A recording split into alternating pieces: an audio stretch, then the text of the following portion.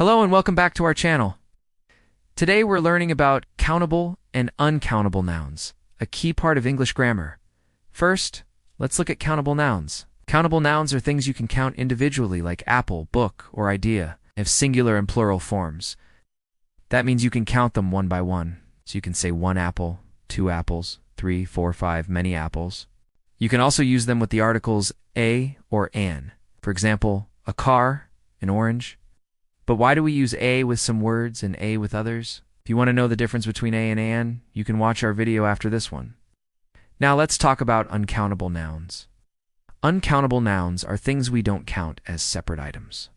For example, water, rice, sugar, information, or advice.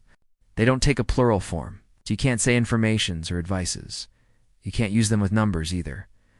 So it's incorrect to say, I have one water, or I have two advices. To talk about uncountable nouns, we use special words called quantifiers like some, much, or a little. For example, I need some water. She gave a little information. Sometimes we also use expressions like a piece of advice, a bit of information. And remember, we use a before words that start with a consonant sound and an ev before words that start with a vowel sound. So we say a piece of advice, not an advice. Be careful. Some nouns can be both countable and uncountable depending on what you're talking about. For example, chicken.